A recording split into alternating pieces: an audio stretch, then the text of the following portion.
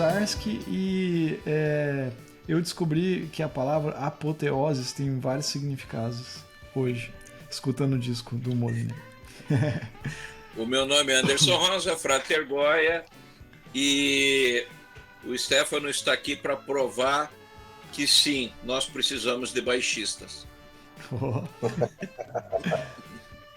Bom, meu nome é Stefano Moliné, eu sou o tal baixista que veio aqui para provar essa necessidade toda. Muito bem. É isso aí, galera. Hoje, mais uma vez, Stefano volta aqui no nosso programa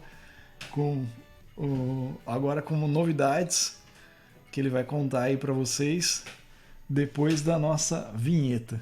Aí rola a vinheta, né, e tal. E bora lá.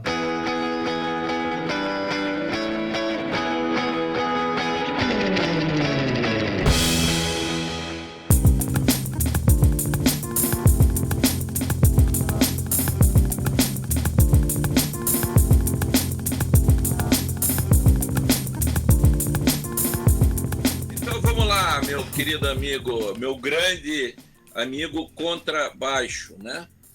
Me diz uma coisa, esse disco, não só pelos nomes, mas ele tem uma pegada diferente, né? Comenta um pouquinho o nome do disco, quando que você vai lançar e explica qual é a tua ideia geral com esse trabalho.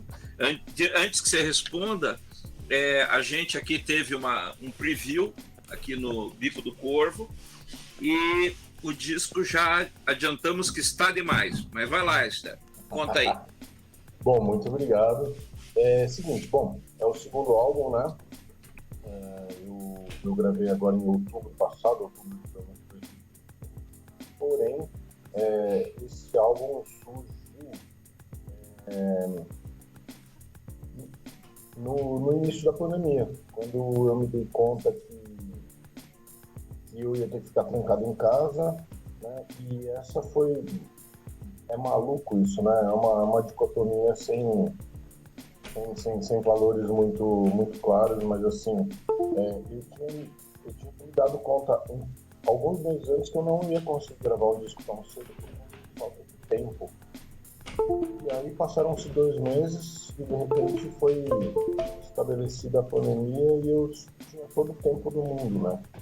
Então, para que eu não enlouquecesse, eu comecei a escrever música pra caramba, assim, acordava de madrugada e ia com o computador, ideias, etc. Tudo mais. E nasceu esse conceito do disco Apoteose, né? Aqui, o ponto de vista que eu gostaria que eu trouxe, né? É justamente a autorrealização humana, né? É a ascensão do ser humano ao status divino. E eu busco nesse disco inteiro trazer mais ou menos um universo razoavelmente lúdico, né? A música e o conceito sobre que trata exatamente dessa jornada, né? Do indivíduo até a ascensão. E me diz uma coisa, você também, além de músico, né, você é artista plástico, né? Na realidade, a música faz parte, né, de todo esse conjunto de arte, né? Mas você também trabalha com pintura, desenho, etc., né? E essa arte é tua também, a arte da capa do disco, é tudo teu isso aí? Então, poxa, o meu trabalho é independente, né? Trabalho independente, assim, eu decidi encarar isso. Eu tô agora em parceria com o Conselho Digital, eles estão me dando uma força, eles estão como parceiros aí, gravei por eles, inclusive, mas o trabalho é meu. Então, eu acho adequado, né, eu explorar o máximo possível da minha condição de minhas expressões artísticas. Tá? Então a capa é minha também. A primeira já foi, né? E essa daqui também. Nesse disco, eu estava pretendendo até inclusive colocar, inserir algo de poesia ou coisa do tipo, mas não falou. Vai ficar para uma próxima vez. Ótimo. E me diz uma coisa, na realidade, assim, aí isso pode descambar para uma coisa que é o artista controlador, né? Tipo, é meu, né? My Uhum. Precious, né? Ou pode ser também aquele artista que quer que o público entenda a mensagem, né? Por exemplo, o Jimmy Page, ele tem muito essa pegada de estar envolvido com toda a produção do disco, e cada disco que o Led Zeppelin fazia era uma joia dele, né? Em que ele cuidava de cada aspecto, mas assim, eu vejo ele muito generoso, embora ele dissesse assim, eu quero mostrar esse resultado, eu não quero mostrar outro. Então não adianta você vir com outra pegada, porque você vai ter que entender essa mensagem, né? E é mais ou menos nessa pegada tua ou é o mais controlador? Então, em relação a eu ser um controlador, né? É uma deixa eu tentar articular melhor. Sobre essa polêmica de eu ser o controlador, eu penso da seguinte maneira: eu tenho muita necessidade de me expressar nesse momento, né? Quando eu entro no processo criativo, que eu decido desenvolver um álbum, eu começo a pensar em várias dimensões, assim, eu penso na estética, eu penso na concepção, eu penso nas ideias que podem moldar uma música, por exemplo, a sonoridade que essa música tem baseado no, no título que eu vou dar. E a capa do disco é uma extensão disso aí, né? Já que eu tenho essa tradição herdada da família da minha mãe, eu honro isso bastante. Então, né, pelo menos nesse primeiro momento, é o segundo disco, eu acho que não.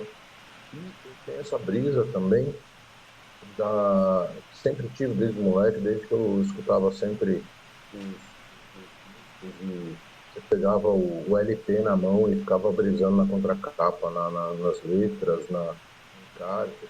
Essa coisa da correlação entre a capa e a sonoridade do disco.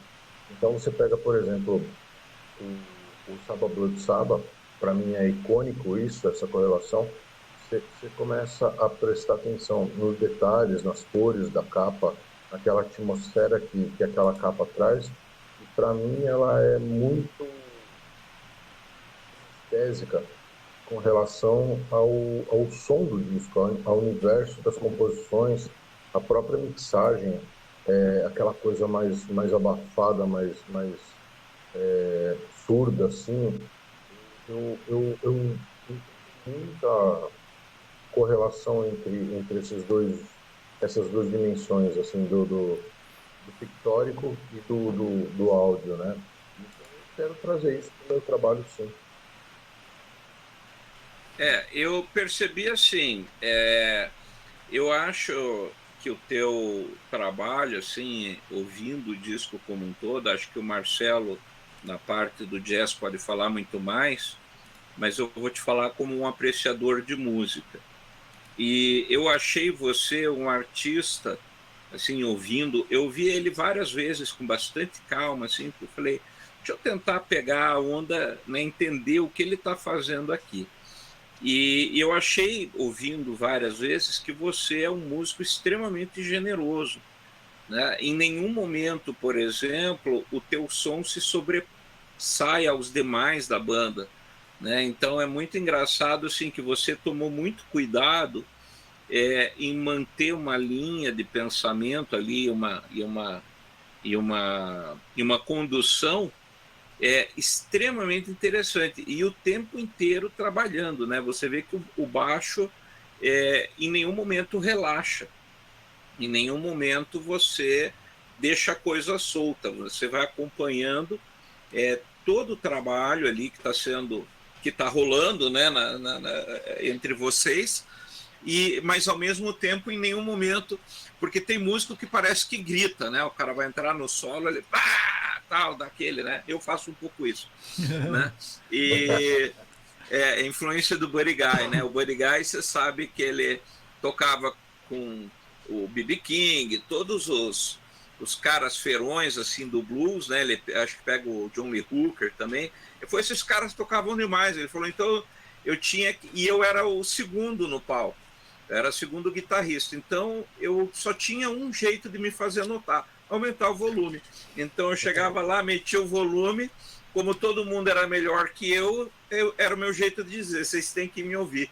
E você não faz isso em nenhum momento, né? Eu achei assim extremamente uma coisa muito característica e uma coisa que me chamou muito a atenção, essa questão da humildade, assim, tipo parceria mesmo, né? Aquela coisa de banda que todo mundo se conhece, etc, né? Eu até vou pedir para você falar um pouquinho da banda, né? Quem é que está tocando com você e o que cada um está tocando, né?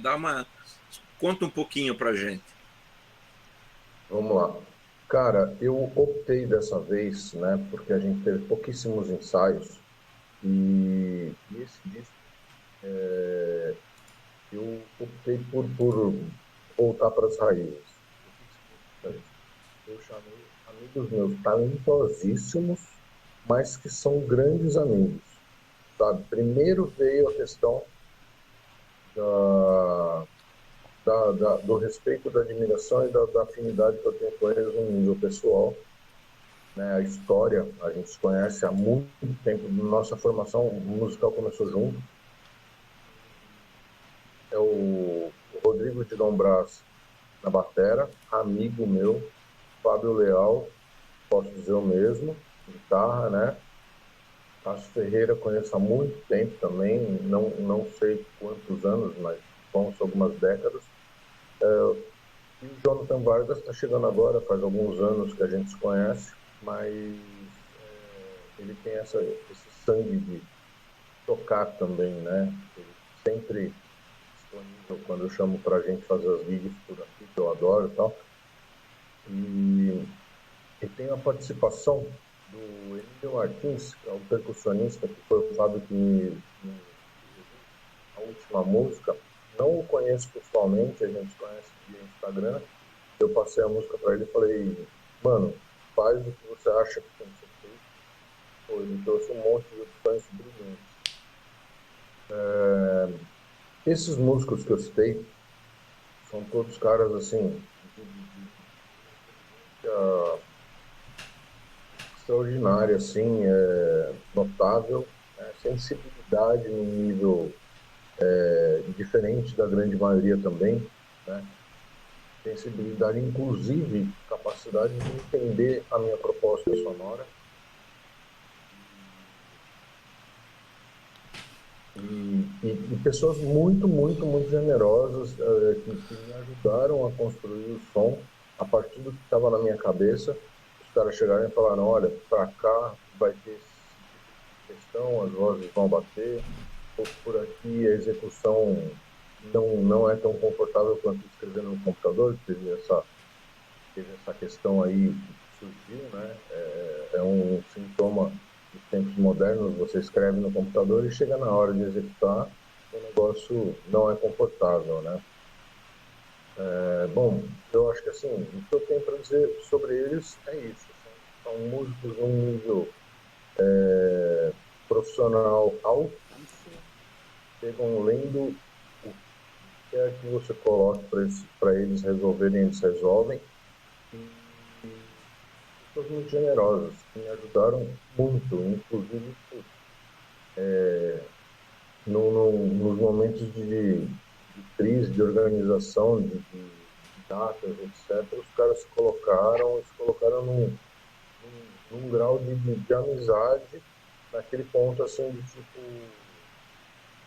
você é meu amigo, então eu vou te falar a real. Não foi só tapinha nas costas, tá ligado? Foi bem fundamental esse tipo de coisa. Sobre a generosidade. Goya, que legal que você percebeu isso. Eu penso no instrumento, no meu um instrumento no contrabaixo como um instrumento de condução, né? Blues, a gente faz com que as coisas aconteçam nas dimensões superiores, assim, né? A gente sustenta todo o arcabouço que está rolando, né? E na hora de compor eu ainda penso dessa forma. Eu não tenho esse Marcos Miller ou esses caras solistas que colocam um instrumento em primeiro plano. Eu gosto do lugar onde eu estou. Eu prefiro um saxofone fazendo a melodia do que forçar uma barra e aumentar um volume a mais do que normal, colocar eu fazendo a melodia. Baixo cumprindo a função que ele deveria cumprir, né? Eu penso assim, não é uma verdade absoluta, é só meu ponto de vista, é só a minha sensação. Oi, continua, pode continuar. Não, eu só ia complementar que nesse disco eu me preocupei muito com a instrumentação, com a divisão das funções, né? Então, assim, coloquei bastante melodia para guitarra, coloquei bastante melodia para piano, bastante melodia para o saxofone e pensei bastante em contracantos também, onde inclusive eles trocam o protagonismo várias vezes. Eu ia perguntar isso, se você escreveu os arranjos para todo mundo, por exemplo, a guitarra, pro piano, você tipo, jogou para eles, ó, as melodias, os arranjos são esses aqui, para execução mesmo? Ou foi algo. Porque assim, eu escutei o disco, eu preciso escutar mais, eu escutei ele 2 vezes hoje, cara. Aliás, eu gostaria de agradecer aí por ter cedido em primeira mão aí pra gente, cara, ouvir. Eu achei, pô, achei do caralho, cara, assim. Eu tenho que escutar mais, como eu falei, mas assim, a impressão que dá é que é tudo muito tipo assim, vamos tocar juntos, sabe? Que nem o Goya tava falando. Dá a impressão de que vocês se reuniram. Pô, o Digão é parceiraço nosso aqui também de gravar. Altas vezes ele vem aqui e grava com a gente. E o Fabinho já apareceu aqui também, já trocamos ideia com ele. Então, assim, já conhecemos os dois. Assim, o Cássio, eu tô ligado do trabalho dele por causa de alguns trabalhos que ele gravou com o Michel, se eu não me engano. E o tecladista eu não conheço, cara, assim. Mas a impressão que dá é que vocês chegaram no lugar e falavam, pô, vamos tocar aí. Tipo, as músicas são essas, assim. Porque é muito todo mundo junto, sabe, assim. É muito orgânico, sabe. Eu achei, dá essa sensação. E daí isso que eu queria saber, você escreveu o arranjo para todo mundo, melodias e tal, ou não? Você falou, isso aqui é melodia o sax faz e... Porque tem partes que a guitarra faz, que dá pra perceber assim em algumas músicas, tem parte que o teclado faz, tem improviso, tem várias coisas assim. E uma coisa que eu percebi, eu escutei o disco 2 vezes, mas eu queria mais, tá ligado? Eu achei ele curto pra mim, sabe? Assim, tipo, você tava ouvindo, eu falei, pô, ficou curto, cara, tem que ter mais. Tipo assim, Legal, ficou com aquele gostinho de, porra, tem que ter mais, sabe? Mas eu gostei pra caramba. Pô, muito obrigado por ter cedido aí pra gente ouvir, cara. Amanhã eu vou vender ele no Mercado Livre. Ó, tô brincando. Amanhã eu publico ele. Tô brincando. Mas como que foi isso, Stefano? Esse lance de juntar e tocar e tal.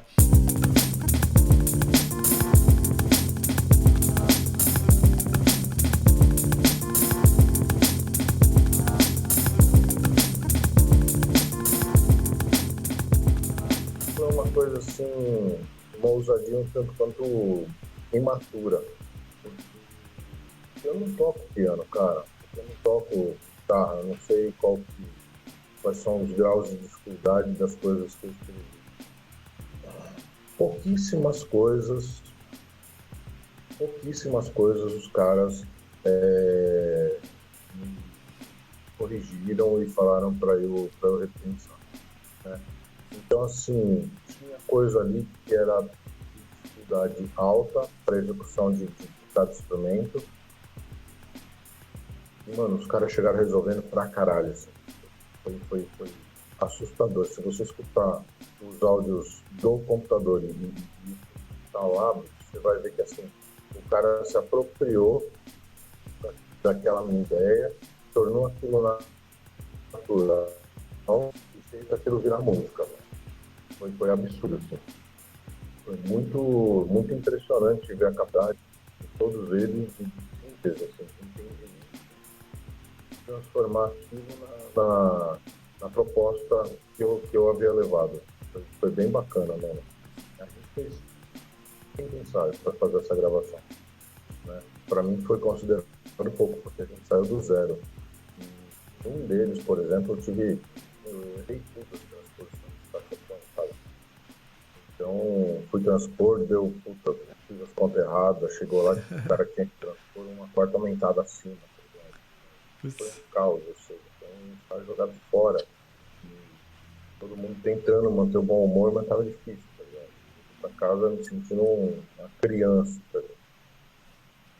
Então foram 4 ensaios e chegou nesse resultado. Eu tô feliz pra caramba, né? Massa. E me diz um pouquinho, como que a pandemia influenciou esse trabalho como um todo? Ela foi inspiração? Ela foi a deixa para você conseguir realizar o trabalho? No que ela contribuiu ou atrapalhou nesse disco? Tá. Teve as duas coisas. Primeiro, esse disco se deve à pandemia, né? Eu consegui, por exemplo, uma lei de incentivo da Aldir Blanc possibilitou gravar isso, né? Então, parte da grana que eu tinha investido nesse trabalho foi por conta justamente da pandemia. Segundo, esse disco foi para mim o fio de Ariadne entre eu e a sanidade mental, tá ligado? Porque, bicho, você fica... eu acho que é uma experiência para todo mundo que foi muito, muito única, né? Muito individual e cada um teve que lidar com consigo próprio de uma forma que a gente talvez não tenha feito nunca na vida. Bicho, para mim isso daí foi a catarse máxima, assim, foi a chance de eu me conectar com um propósito, com um objetivo, ter tempo, ter condições de fazer isso acontecer. Isso foi positivo. Esse tempo compulsório, você é obrigado a não fazer nada. Isso foi um marco nesse. Contrapartida também foi muito dolorosa, não ter podido fazer esse disco, a gente digerir esse disco tocando ao vivo antes de gravar. Isso é um processo que muitos músicos que eu admiro demais gostam de utilizar. E no primeiro disco eu tive isso e a hora que a gente foi gravar estava tudo muito tranquilo, muito decantado, foi muito simples gravar. Isso aqui não foi tão tranquilo assim, né? Graças às minhas boas escolhas, eu chamei pessoas capacitadas, né, para chegar e resolver o negócio. Mas assim, a gente não teve essa possibilidade de tocar por 6 meses, perceber onde estavam os pontos de dificuldade, né? Eu, por exemplo, tive que fazer um monte de overdub, né? 2, na verdade, tive que fazer. Tem esse ponto positivo, que foi a concepção do disco, e o ponto negativo foi essa falta da decantação. Legal.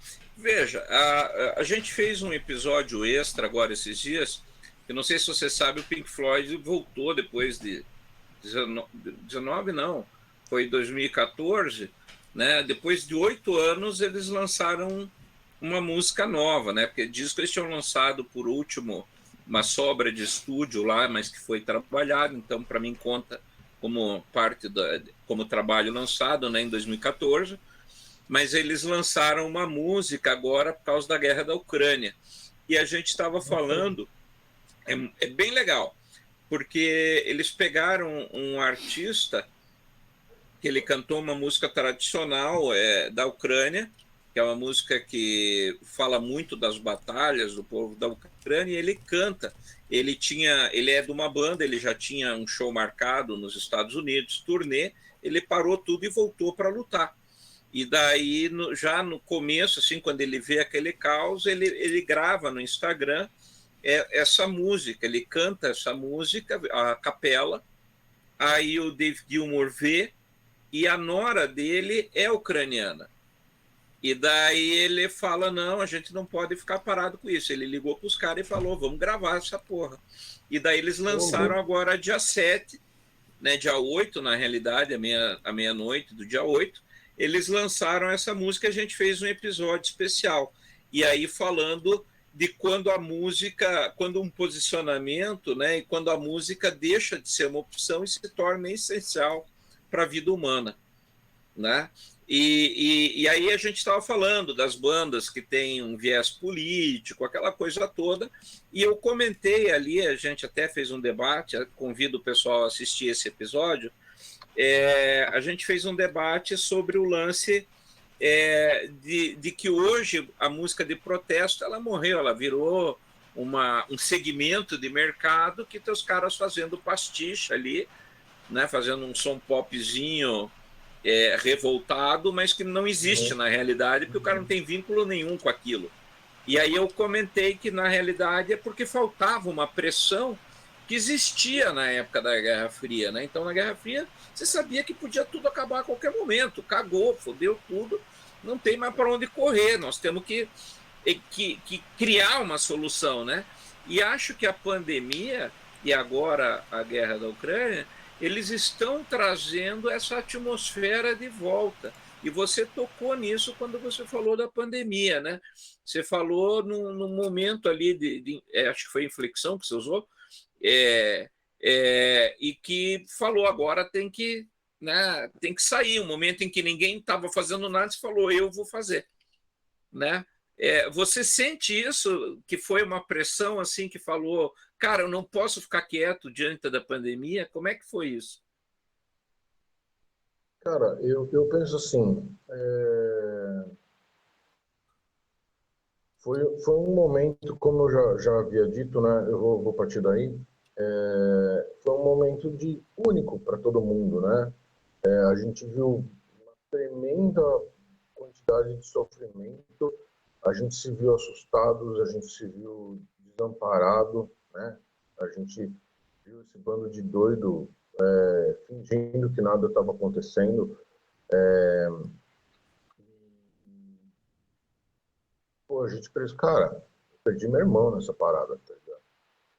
Então, assim, sim, foi muito sério para mim. Essa história toda foi, assim, a cabeça estava em todos os lugares ao mesmo tempo, assim, sabe? Tipo, teve momentos de profundo pesar, de profunda tristeza, por conta de tudo que estava acontecendo. E aí você fala assim, tá, a gente está nesse momento aqui. Você, enquanto artista, o que você tem a dizer em relação a isso? Qual a contribuição para fazer com que o éter possa se tornar minimamente mais suportável nesse momento? Né? E eu tô, bicho, o que eu tenho para fazer é o que eu sou, é o que eu fiz minha vida inteira, é o que eu tenho dentro de mim e que eu externalizo, né? E foi nesse momento que eu fiz esse disco. Né? Tanto que a questão do título e da concepção é justamente, né, no frigir dos ovos, sendo bem, resumindo bastante, transformar, o ser humano se transformando em um seu potencial maior, né? É você se melhorar, né? Você se tornar uma pessoa ou algo melhor do que você está nesse momento imediato, né? Isso tem a ver com aquela frase, né? Somos deuses e nos esquecemos disso. Eu penso muito nisso, eu penso muito nisso. Cara, porque assim, pô, todos os insights que qualquer um de nós já teve, demonstra ou indica que dentro da gente existem coisas infinitas, né? E que a gente não tem o menor conhecimento disso, né? A gente tem essas experiências extrasensoriais a todo momento. E a gente tem essa mania maldita de achar que é coincidência, de achar que foi sorte, né? Ou que você tem uma intuição e você não dá atenção para ela, depois o negócio acontece, você fala, poxa vida, olha só, meu, nós somos muito mais do que a gente tem consciência do que a gente é. Eu penso muito nisso.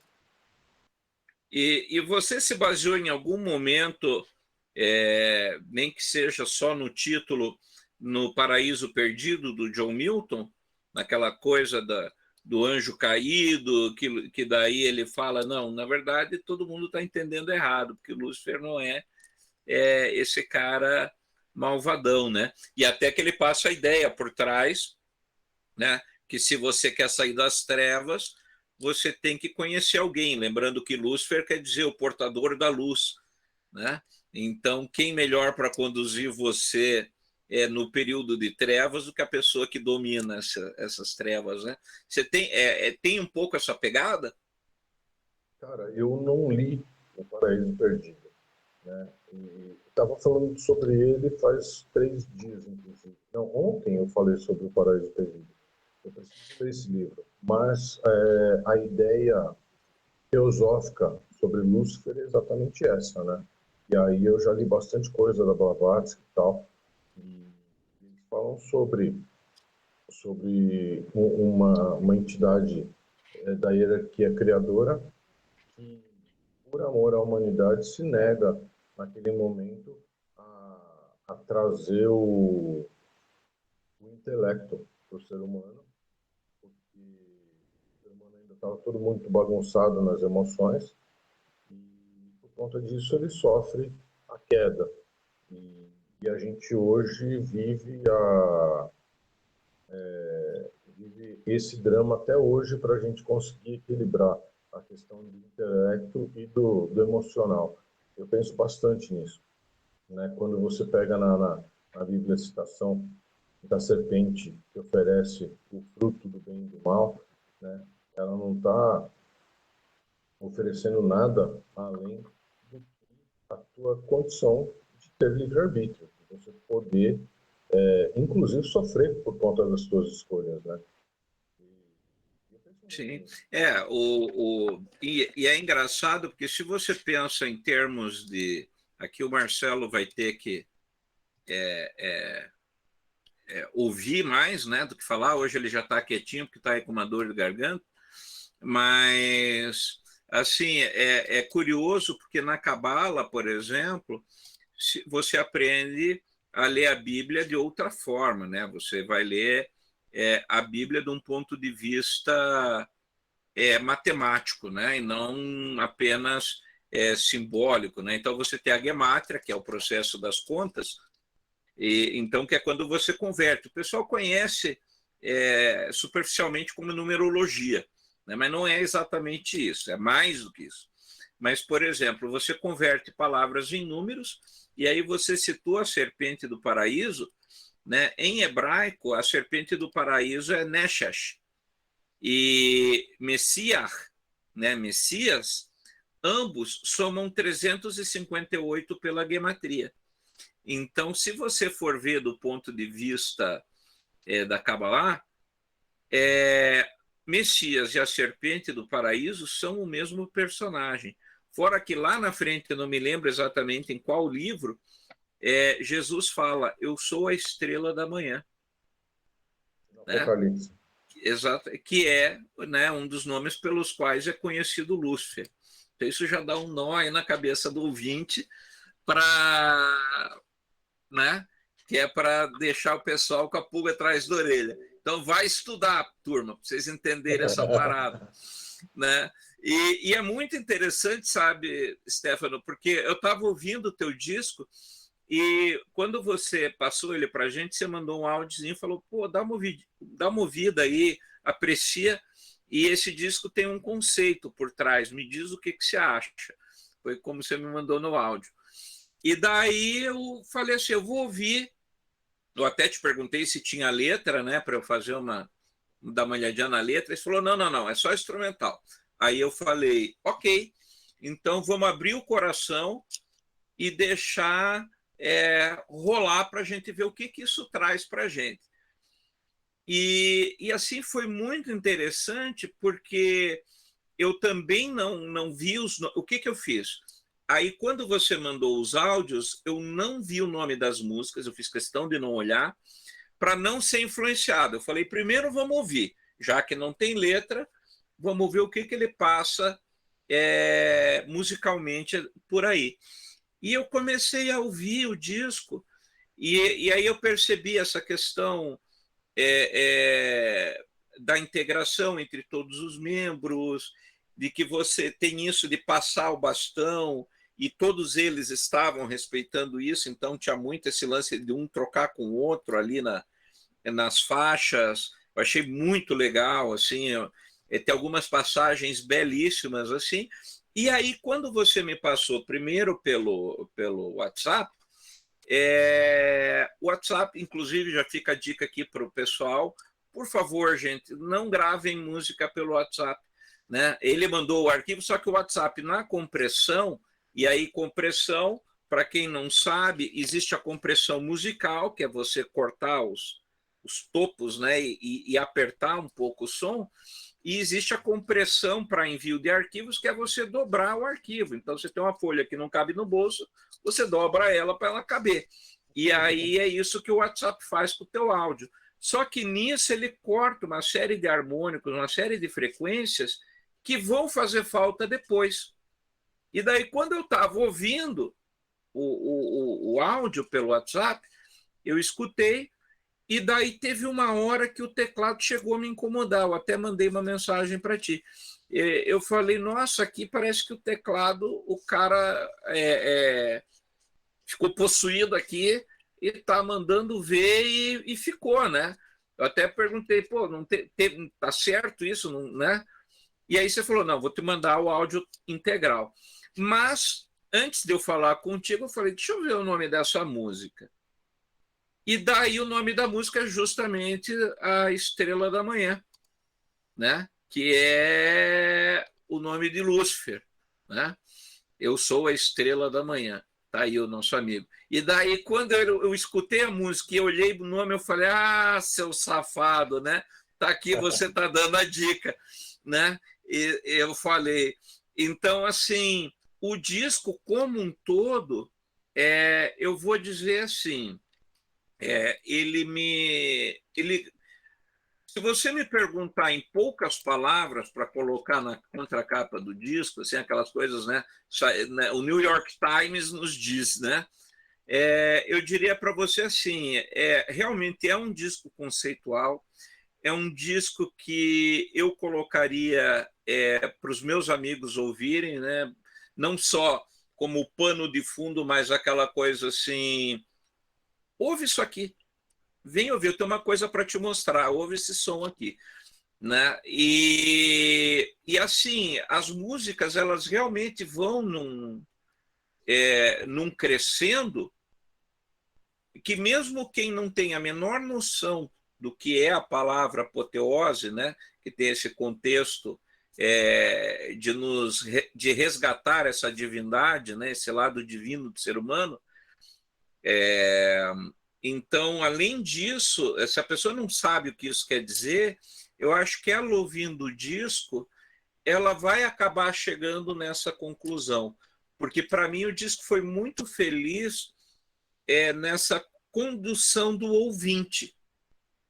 Aqui eu estou te falando como ouvinte, né? Não como músico ou qualquer coisa do gênero, mas como um ouvinte. E, assim, ele me trouxe muito do progressivo ali, alguma coisa meio Jean-Luc Ponty, Mahavishnu, e aqui no Brasil me lembrou um pouco o som que meu Deus, eu estava com o nome dele, que é o... Não, que é o Marcos do Vale, né? É Marcos do Vale que fez a trilha... que fez a trilha do Vila Sésamo, Marcos Valle. Me lembrou muito alguns temas que ele fez nos anos 70, E sem demérito, não na questão, pegou aquela onda. Não, porque são discos que me traziam uma sensação muito boa. Então, quando eu ouvi, eu falei assim, nossa, que troço legal, ter essa mistura de sensações, essa mistura de, sabe, você se sentir conduzido, né, enquanto você está ouvindo o disco. Para mim, isso eu acho que é o resumo da tua obra. É um disco que fala muito do respeito ao outro, do respeito ao ser humano, expresso pela atitude dos músicos, dos integrantes ali, e as composições colocadas de tal forma que elas trazem o ouvinte para perto. É muito legal que, assim, em vários momentos eu falei assim, eu tentei ouvir primeiro despreocupado, cortando cebola, tal. Aí eu vi que eu tinha que parar, falei, não, tenho que ouvir isso aqui, eu tenho que sentar e ouvir. É um disco para sentar e ouvir, não é um disco para ficar só no fundo. Eu tenho que prestar atenção nisso.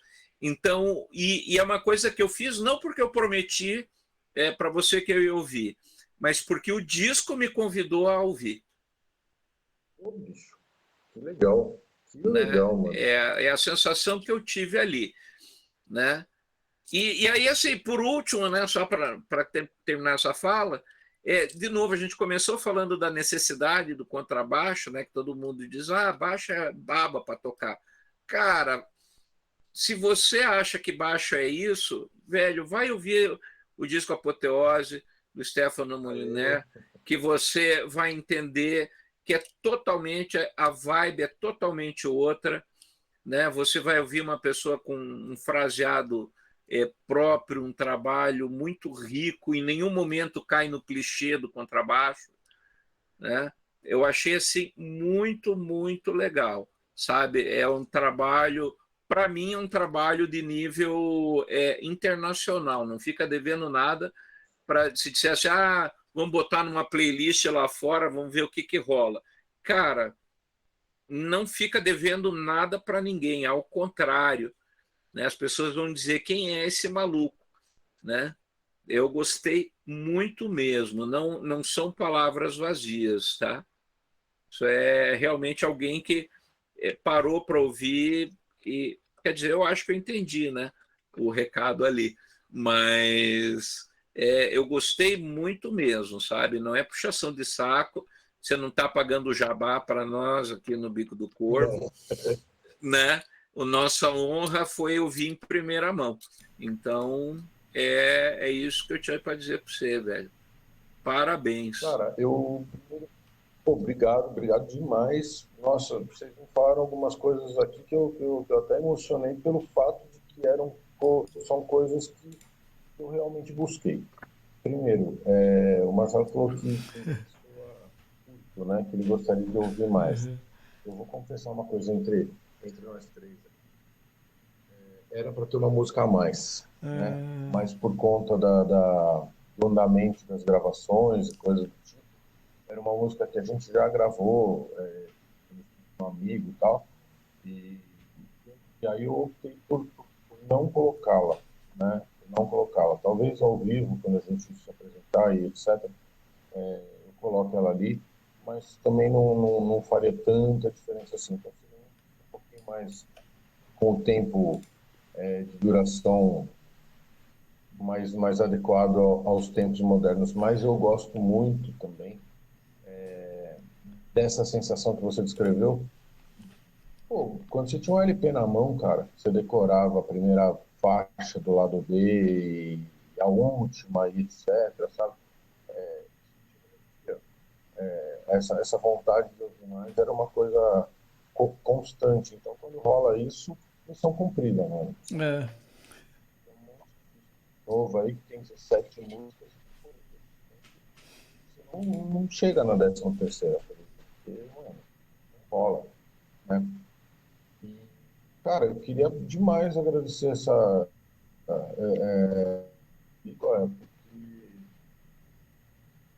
Porque mas, mano, assim, é aquela coisa, eu tô imerso aí no mundo do jazz, da música improvisada, Porém, eu tô cada dia mais buscando bacanas que, por exemplo, o rock me trouxe, né? E assim, você tem essa coisa de começo, meio e fim do disco, né? Quando você pega um disco bacana, assim, você tem esse cuidado que o roqueiro tem. Você tem o cuidado dos arranjos das músicas, assim, muito bem apurados. Pega o Yes, pô, bicho, uma música do Yes que você escuta, que aconteceu comigo, né? Eu fui tocar Roundabout uma vez e durante a vida inteira, bicho, quando eu fui tirar o negócio, eu percebi que era mó treta, sabe? Então, assim, primeiro você escuta o negócio e passa batido, cara, porque eles colocam a música em primeiro plano, sabe? Depois, em segundo, você percebe que existe ali uma elaboração, existe ali um cuidado que tem, mas que eles não deixam passar por cima, eles não atropelam a música. Por conta disso, é um cuidado que eu tenho muito, assim, que é essa condução do ouvinte, cara. Esse cara é o cara que mais me interessa, mano, porque é o cara que vai de coração aberto, tá ligado? Tipo, o cara que cola num som que ele quer ouvir algo que lhe agrade. Isso é um negócio que eu busco demais, porque quando o cara começa, nossa, você fez aquela sétima aumentada em cima do acorde dominante, ficou esquisito. Ah, mano, eu não tô mais na pegada de querer ficar discutindo essa parada, não, tá ligado? Na moral, então eu te agradeço demais. As coisas que você me disse aí são exatamente os pontos, vocês dois, são exatamente os pontos que eu busquei, assim, tipo, alcançar nesse disco. Né? Quero bastante que as pessoas possam ouvir com esse ouvido, assim, que não é um disco só.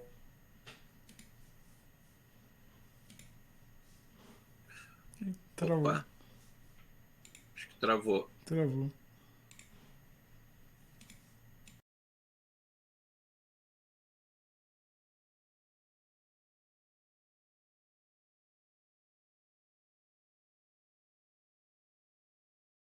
Que era o que você estava esperando com o disco e o que Ele, mais, Marcelo? ele não seria um disco só, daí eu não lembro mais. Falar, ele não é um Aí disco você só. tinha comentado a sétima maior, Aham, aumentada ali, que você não estava afim, cortou aham, logo depois disso. é. Tá. Só para fechar, então, eu estou procurando, bicho, comunicar com, com almas puras, vamos dizer assim. Estão buscando a arte pela arte própria, não pela tecnicidade e discurso intelectual que ela pode trazer, sabe? Basicamente isso. É a busca de um virtuosismo do espírito e não da técnica. Então, isso daí que você falou, cara, eu acho legal que, é, tipo assim, você começou no rock and roll também, né? Então, acho que todo mundo, né, dessa galera, dessa geração, começou no rock and roll. E Ou no rock and roll ou na igreja, mano. exatamente, ou um dos dois, né? Ou no céu ou no inferno. Né? E tipo assim, Exatamente qual dos dois é qual, mas tudo bem, vamos lá. exatamente. Mas assim, eu vejo porque quando a gente tá lá no começo escutando coisas, aprendendo coisas, assim, conhecendo o som, vamos dizer assim, você se fascina, né? Você fala, nossa, que legal isso. Black Sabbath, a primeira vez que eu escutei Emerson Lake and Palmer, por exemplo, eu escutei aquele disco que eles fizeram do Pictures at an Exhibition lá, sabe? Que eu É assisti. do Mussor. Do Mussorgsky, exatamente. Eu comprei um DVD numa banca, e uma revista devia um DVD desse show aí. Paguei R$ 10 na época, assim, botei pra assistir e falei, meu Deus, o que esses caras estão fazendo? Cacete, né? Aí aquele fascínio, aquela coisa, assim, cara, que o rock tem, né, cara, assim. E isso é um pouco deixado de lado lá depois que você, sei lá, mais pra frente, você começa a conhecer mais coisas, vamos dizer assim, você começa a ficar mais exigente, vamos dizer assim.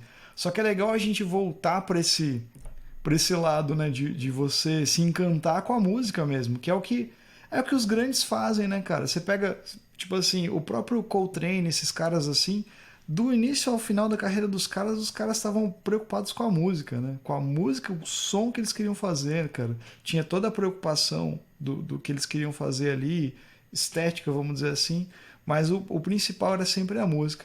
E isso que você falou de chegar em pessoas que muitas vezes não são músicos ou músicas, e você ter uma resposta dessa pessoa falar, pô, que som legal. É satisfatório, né? Eu vejo pela minha mãe, cara. A minha mãe, ela não entende nada assim de música, ela não é música nem nada, mas às vezes ela escuta alguma coisa, alguma gravação que eu fiz, algum som, ela fala, pô, gostei desse som aí, cara, é agradável, que legal, tal, é gostoso. A minha namorada também, ela não toca nem nada, ela gosta muito de música, mas ela vai ouvir a gente tocar assim. Sábado agora eu toquei com o meu quarteto num projeto que a gente tem, que é o Jazz no Quintal. A gente arma uns esquemas numa loja colaborativa lá no quintalzão e toca um som autoral nosso que a gente tem feito. E daí ela fala, poxa, que legal, o som de vocês é agradável, a gente senta aqui, gosta, viaja, sabe? Isso é massa, cara, porque daí você vê pureza no que a pessoa tá falando. E hoje à tarde, quando eu tava ouvindo o teu som, é bem isso que eu tento fazer quando eu vou ouvir, né? Que nem você falou, escuta aí, cara. Mas sigilo, hein? Não sei o que e tal. E daí, né, você falou. E daí, assim, você vai ouvindo, você vai meio que. Você escuta, você meio que quer ficar ouvindo. Para entender mais, né? Para não entender, mas assim, para é igual quando você toma um vinho ou uma cerveja que você gosta e fala, pô, quero tomar isso aqui de novo, né? Tipo, para sentir aquilo lá de novo. E é legal isso, cara. E é legal ouvir de você que você veio desse lance, né? Desse lado do rock, desse fascínio, desse cuidado, né? Que nem você colocou das canções, né? Você vai escutar um disco de rock, eles têm todo um cuidado do conceito do disco, da ideia. Existe discos instrumentais ainda assim hoje, né? Então, como um exemplo, o teu disco, né, que tá saindo. O disco anterior que você tem também tem um conceito, tem uma ideia, né? Desde a capa, dos nomes das músicas, né? Então eu acho isso muito legal, cara, de perceber no som. Tipo, e o legal é que a galera que vai fazer o som contigo, pelo jeito, vai junto nisso, né? Tipo, entra nesse frenesi aí. Mano, porque assim, ó, eu penso, cara, você toca, eu acho que você vai entender bem o que vocês tocam, né? Então, assim, quando você vai fazer um som, bicho, é um ritual, sabe? Tipo, o dia que você sai feliz de uma gig é quando todo mundo no ambiente se envolveu com aquilo ali, Uhum. sabe? Independente do som que você vai fazer, qual o universo que você vai prescrutar, mas assim, tipo, quando você começa a tocar e aquele cara começa a dançar e a galera bate palma, e a galera, termina o som, a galera vem falar contigo, tá todo mundo feliz, você alcançou isso. É o dia que você volta para casa assim, que você tá no Nirvana, né?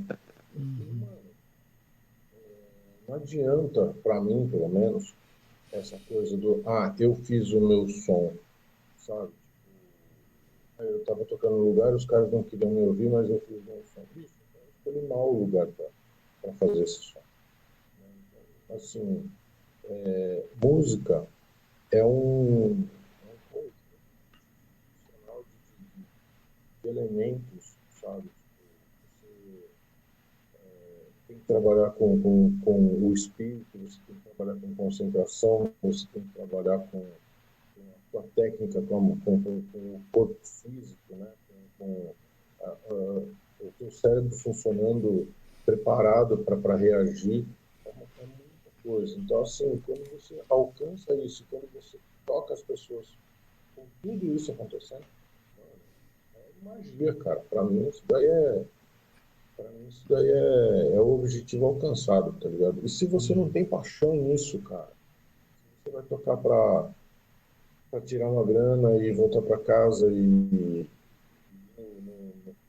no mercado no dia seguinte, é importante, claro que é fundamental, mas não é só isso. Seria melhor se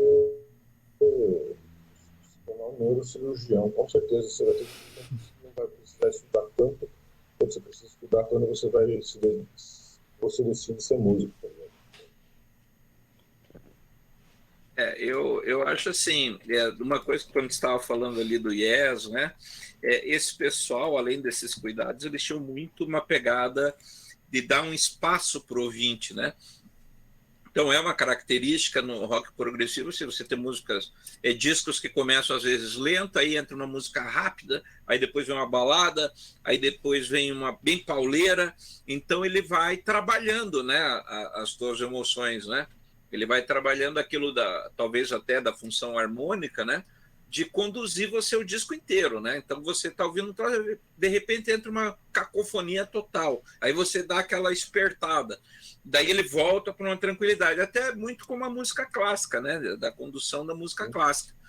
E você vê que é essencial nisso, você percebe que o silêncio é tão importante quanto o som, né? Ele é parte do som, né? E no teu disco eu vi que você se preocupou com isso, né? Você citou, e eu confirmo que como ouvinte é possível perceber isso, que você dá esse respiro para a pessoa sacar, né? Tipo, presta atenção, né? É um convite para o cara prestar atenção. É muito interessante isso. E que realmente quando você ouve esquema playlist ou que nem eu estava brincando ali, né? Que eu estava cortando cebola e ouvindo, você não consegue, porque você tem uma atenção dividida, né? Então as pessoas precisam reintegrar a sua atenção, né? Se a gente pensa aí nesse processo de restaurar uma divindade, então nós temos que ter respeito por essa busca, né, dessa divindade e parar para prestar atenção, né? Vale não só para ouvir o teu disco melhor, mas para tudo que a gente faz, né? Então, quando eu estou no escritório, eu estou com a cabeça ali, quando eu estou tocando, eu estou com a cabeça ali, quando eu sou afetado por agentes externos, como a pandemia, eu estou lá naquele momento pleno e não negando aquele momento, né? Então, acho que tudo isso faz parte de uma busca maior, acho que é essencial isso. Então, se o seu disco é fruto da pandemia, é um bom fruto, né? Porque ele traz essa reflexão embutida nele. Eu queria comentar duas coisas, cara. Você estava falando sobre não existir mais bandas de protesto, né? É engraçado isso, cara, porque ao mesmo tempo que eu até conheço algumas bandas que tem esse ímpeto, né, que tem essa pegada. Mas, assim, você não vê isso se estruturar em movimentos, sabe? Você não vê isso gerar força, isso gerar... é muito mais rápido você pegar alguém que resolva ir lá e atacar os pontos fracos daqueles caras que estão com determinadas ideias do que outras pessoas que comprem aquela briga e que vão junto para fazer com que aquilo se fortaleça, né? E eu acho que tem um pouco a ver com essa coisa que você estava falando sobre, né, fazer uma analogia meio rápida, assim, sobre a coisa da playlist, né? Então, assim, você não tem mais nada, bicho, que seja consistente. Porque você coloca uma playlist, mano, coloca um som que não tem relação nenhuma com o outro. Então, a tua cabeça, teu espírito, ele está pulando de um universo para o outro com muita rapidez. Você não tem condição de estabelecer uma linha de coerência consigo próprio em momento nenhum. Assim, sabe? Eu acho que essa coisa do escutar os discos inteiros, de você, cara, ficar um tempo escutando um determinado disco, ou você pegar para ler, sei lá, eu gosto bastante, por exemplo, também, pessoa. Mano, você pega um tempo para ficar lendo esse cara, repetindo, mano, como um mantra, assim, você vai entrando no espírito dele, assim, e você vai entendendo melhor. Pois é. Foi, inclusive, bem rápido, né? Não, não, exatamente. E a gente não para apreciar. não para apreciar, e acho isso essencial, sabe? Inclusive porque a arte ela precisa ser apreciada, né, Stefano? Então não tem como você passar pela arte e dizer, ok, legal, né? Se você está fazendo isso, você está errado. Não é até porque, mas é que aí você tem que ver, porque a arte pode ser que não seja significativa, que não seja relevante. Bullshit. Toda a arte, ela em si já é relevante. Então, é você que está a cabeça de ovo que não está prestando atenção no mundo ao teu redor, porque as coisas gritam para você. E aí você não presta atenção, você passa desavisado pelo mundo, você vai ter uma existência de nuvem, né? Você não vai deixar nada que te lembre depois. Você, enquanto indivíduo, você não está contribuindo nada para ninguém, inclusive para si próprio, né? E pior, né?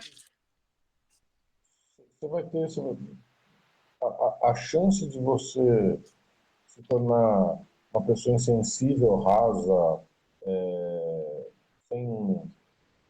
sem um momento de sensibilidade para poder confortar um próximo, ou um momento de honestidade consigo próprio para sentar um dia sozinho e falar, bicho, isso não está certo e eu preciso rever algumas posturas, porque quando a gente tem esse tipo de comportamento cerebral, bicho, você está numa crise e você pula para a próxima música, tá ligado? Você pula para o próximo tópico, você não para pensar naquilo que está emperrado, né? Você foge. Então, bicho, como é que você vai transformar o teu chumbo em ouro se você pula para a próxima etapa, tá ligado? Queima etapas, né? Exato. Não, na verdade não sei nem se queima, porque o bagulho fica lá parado, né? O bagulho fica lá parado. Então, tipo, ele tá lá. No máximo que vai acontecer é que ele vai apodrecer, né? Então, tipo, um negócio que você não cuida vai ficar lá fermentando, fermentando, vai vazar, vai envenenar coisas em volta, tá ligado? Sim. Eu posso, para ir puxando para um final, que eu sei que você tem horário, o Marcelo também, que senão ele não tem horário para o banho dele, Ô, daí louco, ele já briga com tomei a banho gente, aqui, ó. o banho de velho. Ô, louco. É, Eu só quero dizer para os ouvintes que eu tô quieto hoje, realmente, porque eu tô com a garganta bem prejudicada, assim, então tô falando bem menos, assim. Mas eu tô curtindo pra caramba, assim. Pô, os caras sabem que eu tô falando a real. Mas é que tá foda mesmo. Se eu ficar falando pra caralho, eu vou estar sem voz mesmo, cara. Tô falando meio baixinho também pra sair. Mas vamos aí, então, vamos aí. e deixa eu encerrar minha fala, já que você citou aí o Fernando Pessoa, com um trechinho de tabacaria, né? Aliás, espera aí, deixa eu só ver uma coisa aqui.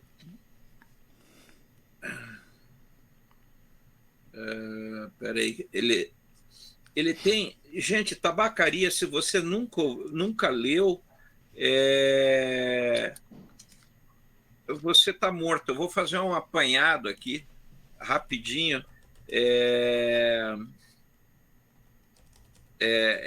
com 2 trechinhos de tabacaria para convidar o ouvinte a ler, né, esse trecho, porque acho que tem muito a ver com tudo isso que foi falado aqui, né? E vou baixar aqui o Fernando Pessoa. Na verdade, acho que é o Álvaro de Campos, né? A tabacaria é da persona Álvaro de Campos, né? Fernando Pessoa foi o cara que criou mais perfis fake dentro da poesia. Pior, né? Né? Então, vamos lá, né? Que sei eu do que serei, eu que não sei o que sou, ser o que penso, mas penso ser tanta coisa, e há tantos que pensam ser a mesma coisa, que não pode haver tantos. Gênio. Nesse momento, 100.000 cérebros se concebem em sonhos gênios como eu. E a história não marcará, quem sabe, nenhum. Nem haverá senão estrume de tantas conquistas futuras. Não creio em mim. Em todos os manicômios há doidos malucos com tantas certezas. E eu que não tenho nenhuma certeza, Sou mais certo ou menos certo? Nossa. Mas o dono da tabacaria chegou à porta e ficou à porta. Olho com o desconforto da cabeça mal voltada e com o desconforto da alma mal entendendo. Ele morrerá, eu morrerei. Ele deixará a tabuleta, eu deixarei versos. A certa altura, morrerá a tabuleta também, e os versos também. Depois de certa altura, morrerá a rua onde esteve a tabuleta, e a língua em que foram escritos os versos. Morrerá depois o planeta girante em que tudo isto se deu. Em outros satélites de outros sistemas, qualquer coisa como gente continuará fazendo coisas como versos e vivendo por baixo de coisas como tabuletas.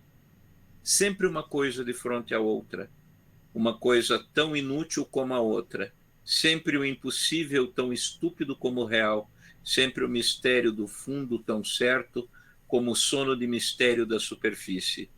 Sempre isto ou sempre outra coisa, ou nenhuma coisa, nem outra. Uou. É massa, né? Fica para reflexão. Pô, deixa eu citar um negócio aqui que vocês estavam falando do Paraíso Perdido. Paraíso. Cadê aqui? Isso, perdido. Perdido. Então, ele está disponível para você ler no Google Livros, cara, gratuito. Você pode digitar lá Paraíso Perdido, ele já vai aparecer no Google. Você abre lá, você consegue ler ele. É, isso. Essa é a versão lá que tem a graphic novel lá? Vira a capa dele.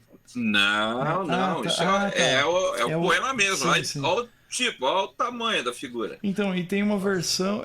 Tem uma versão, cara, que ele é graphic novel, cara, com quadrinhos e tal. Eu tava pesquisando enquanto vocês estavam Também falando. ontem, meu amigo me ofereceu, falou, se quiser eu te empresto. Eu falei, não quero, bicho. É massa demais, cara.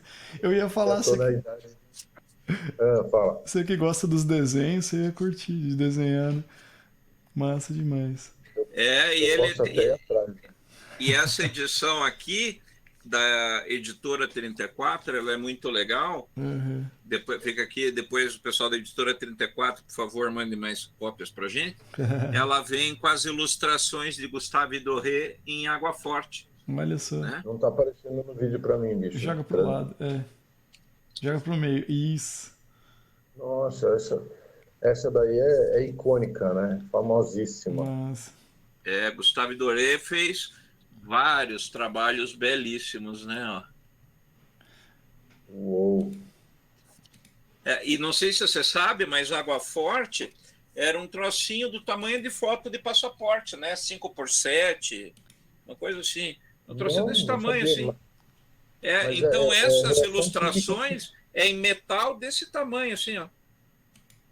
Eita. Eu vi do Rembrandt umas águas fortes que ele fez, inclusive tem aquela que tem aqui na capa do Abramelin, que é o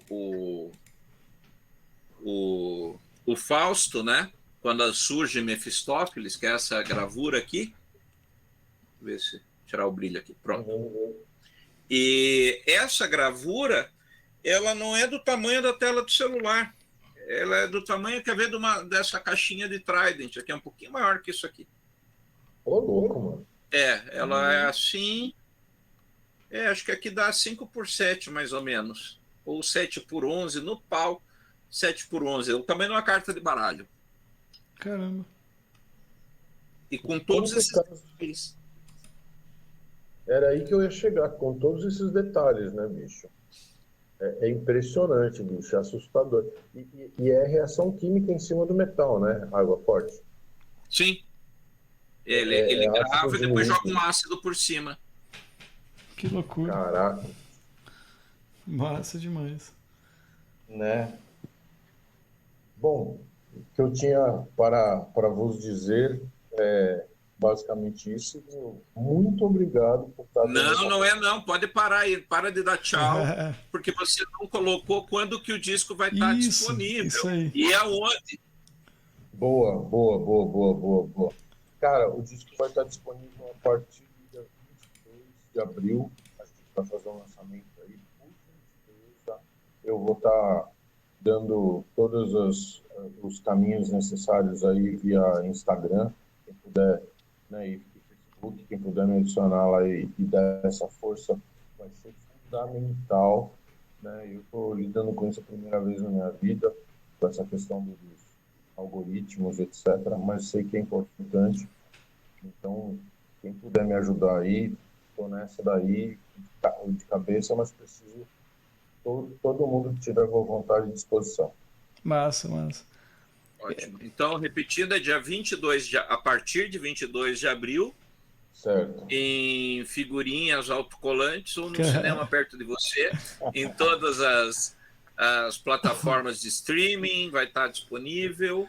Sim, vai estar nas plataformas, sim, vai estar no Bandcamp, no Spotify, etc. Mas, e quem quiser encontrar o Stefano com S mudo, Moliner, tudo junto, né?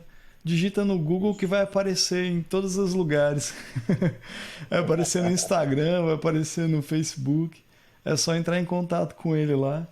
O cara, ele só tem cara de mal. Mas ele é bonzinho. Juro que eu me esforço.